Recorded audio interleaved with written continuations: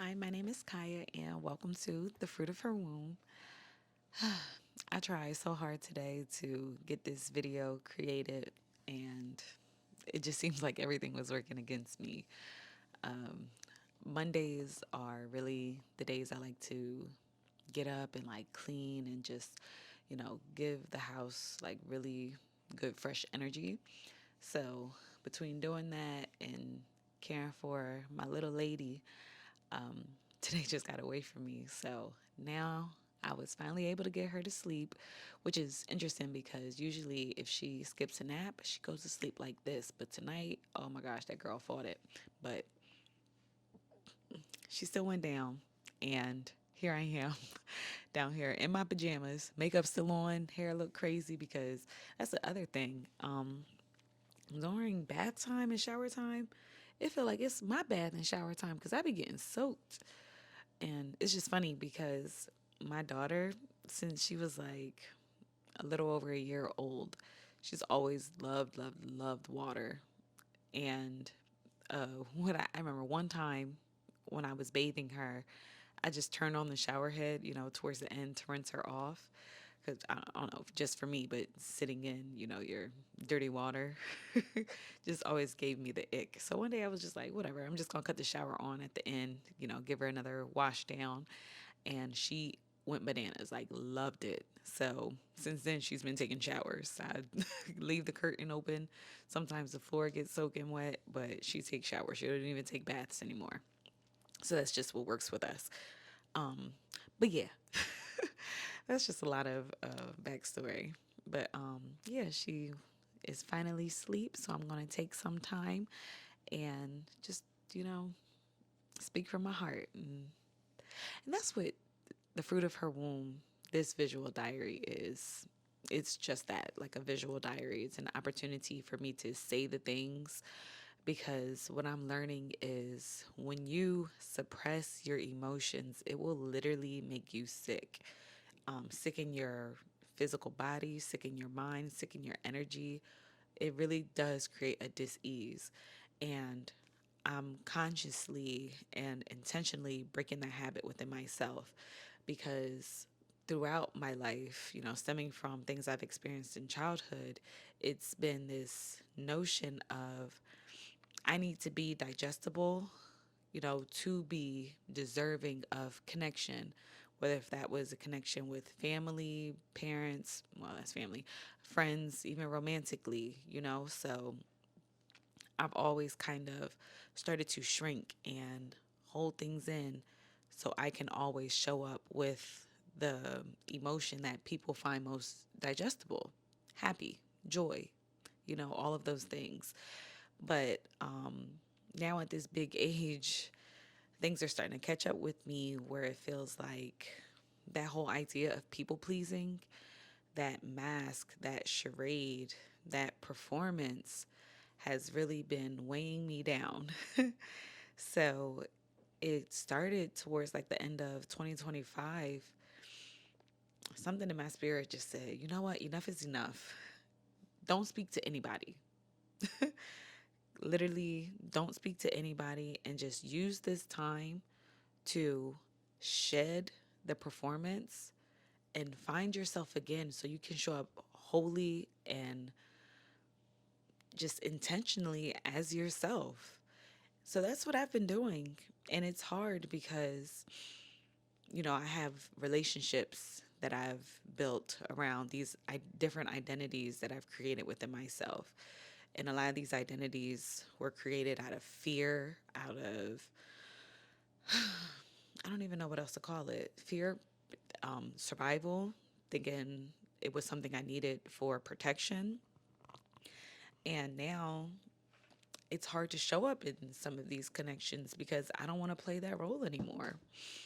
And I'm allowing myself the time to shed and let go and find myself because, I've been the ditzy one. I've been the victim. I've been the people pleaser. I've been, far too many other masks and characters to name. But the hardest role to play, and the one that I'm really choosing to lean into, has been the role of myself. I've never even gotten to know me as, me. And I wanted to say me as a character, but, me as my main character. I've I don't know if I've ever created a space where I've allowed myself to just be in my wholly, complete, authentic, original self. Because if I'm surrounded by people, in my experience, sometimes I can either be influenced or think I have to be, even if it's just, a self betrayal, like think that I have to be something other than me in order to stay in connection. And it's just exhausting. It's exhausting. And I'm thankful to say that, the time is up and it's time for me to live this next chapter of my life in my authenticity. And for that, I'm grateful. And I mean, it's just hard because the truth is, it seems as if like I put myself in a box. And when I did that, I like taped it shut from the outside somehow. And now it's like a box I can't break free from. So I'm choosing to be okay with being misunderstood. I'm choosing to not ask for permission or to consider anyone else's feelings other than my own. And some people would say, well, why do you have to cut everybody off, to find yourself?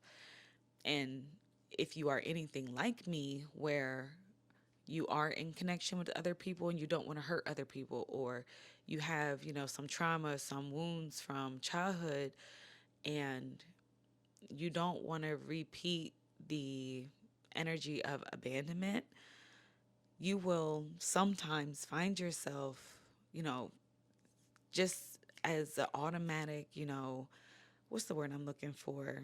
Habitual habit. Like it'll just be a habit to people please or conform to the spaces that you're in. And I just need time to retreat into myself, because when I hear everybody else's voices, I start to sound like them sometimes. And it's interesting to say because I do think to myself, like I have thoughts that are my own original thoughts.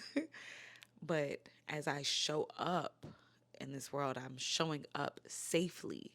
Like I'm not showing up in my authenticity. And I don't want that for me anymore. I don't want to feel like I am a character. I don't want to feel like, and it's not even a character. I don't want to feel like a caricature. That's what it is, like the cartoony type of things. I don't want to show up like that. I want to show up as me.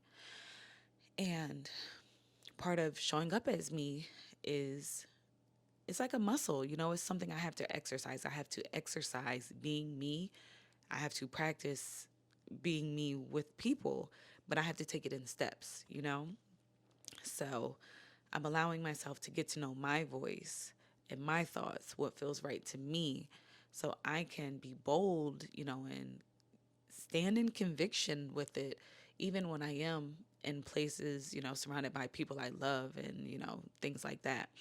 Because what I'm learning is if you don't have conviction in your confidence or just, in your sovereignty, then you can tend to sway. And that doesn't mean that you don't leave space for growth, but you leave space for discernment, you leave space for your truth, and you let go of the idea of self betrayal, because that's where, like for me specifically, I have, echoes of abandonment from things that I've experienced in my childhood. But the way it starts to go unchecked in my life is that abandonment that came from someone else, like a caretaker, then became abandonment for me. Because it's, I won't even say, but abandonment was then something I was used to. So it started to be something I did to myself. And it's placed me in a lot of different scenarios or circumstances, situations in which I wasn't showing up for me. So I'm taking this opportunity to love on me, love on little Kaya, as my mother calls her, Googie.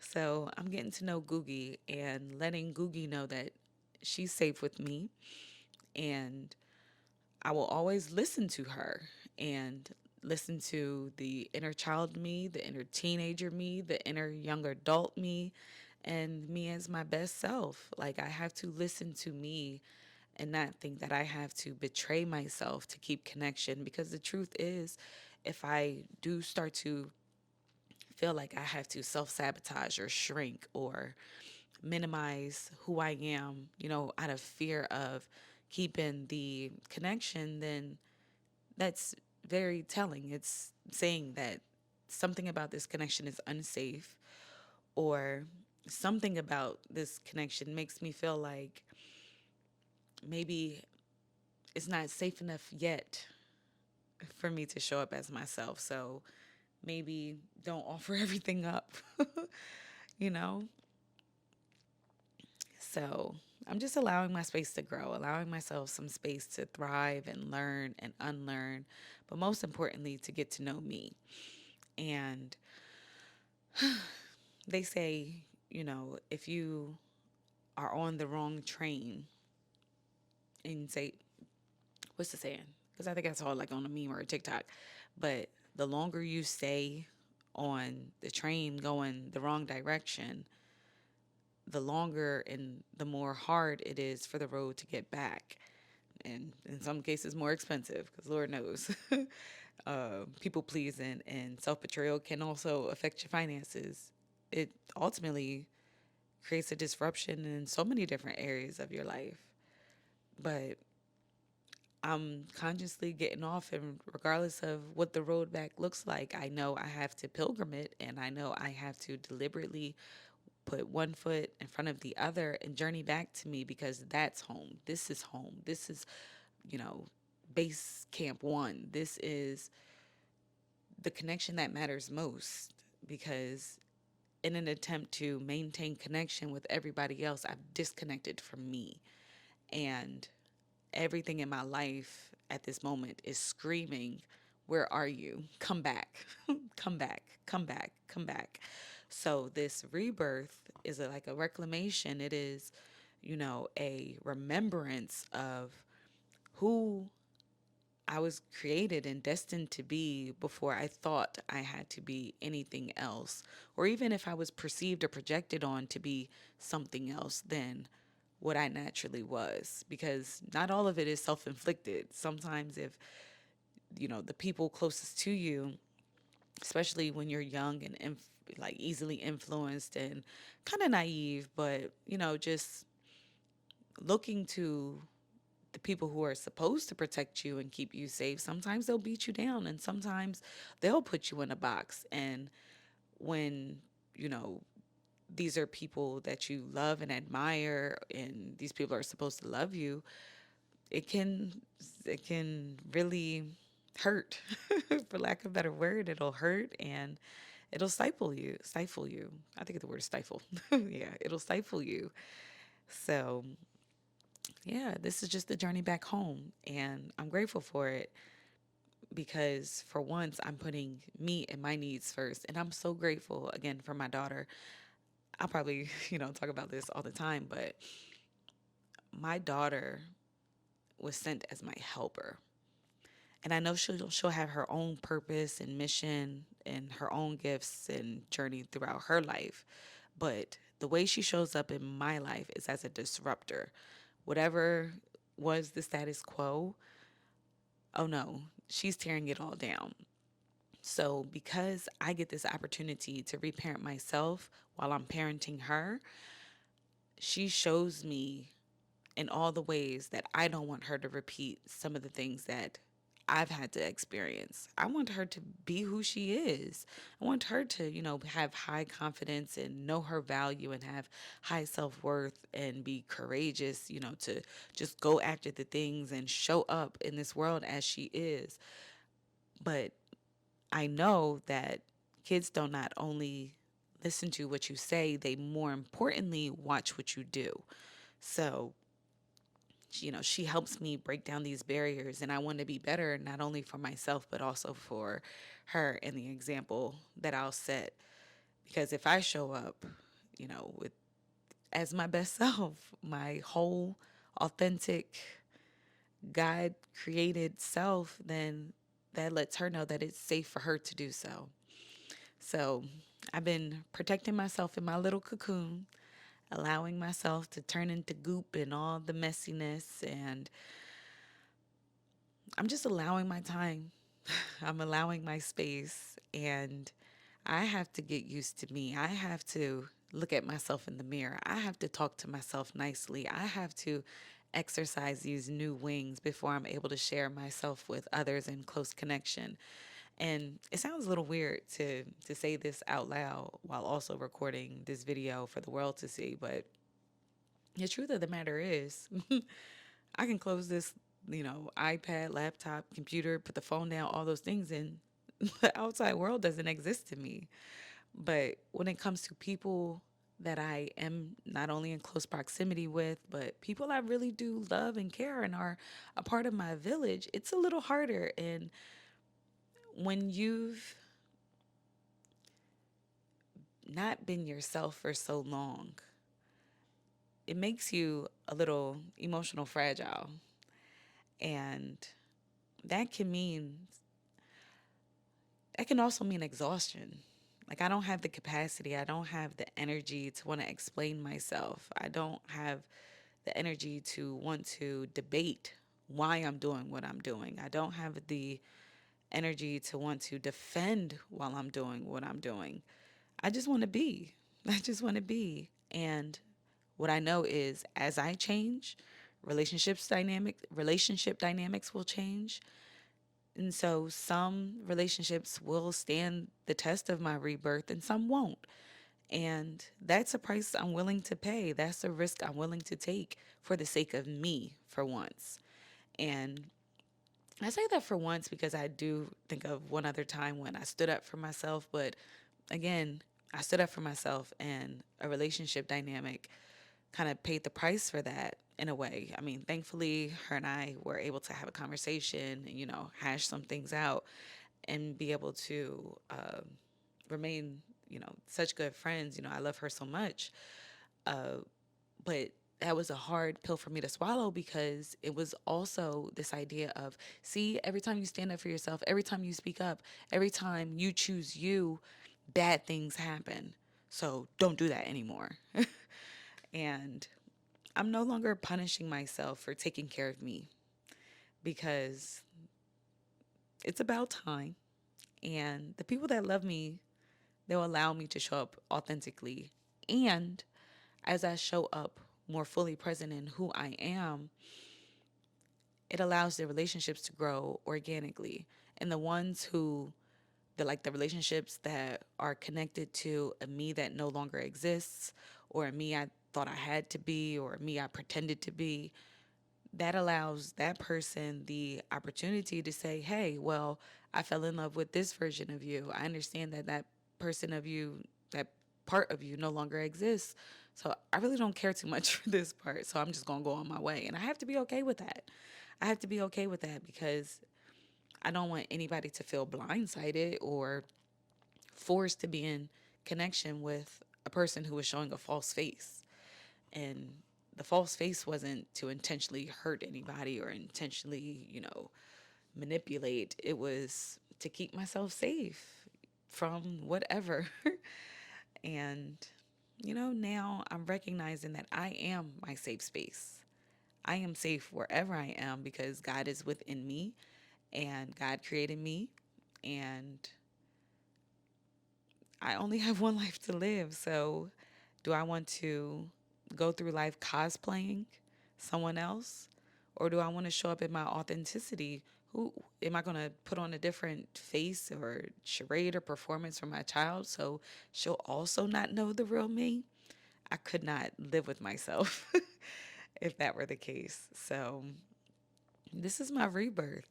But more importantly, this is my remembrance. And This is my reclamation and me tending to my roots. So if you can relate, let me know below. Have you ever taken a moment of silence? And for me, it's feeling like I need a year off. I need a year off to practice being me and to remember the things that make Kaya Kaya. And yeah, if you can relate, let me know. How did it go? How did your relationships change? Or were you okay with it or was it hard? Because I don't expect the road to be easy. I just expect the road to be worth it. So let me go ahead and make myself something to eat when my baby girl is sleeping because we are contact sleepers here. So she'll wake up looking for some milk. Mommy, I need my milk. I need my milk. So may your roots hold you. May your truth break you free. And may your becoming be in full bloom. Thank you so much for listening.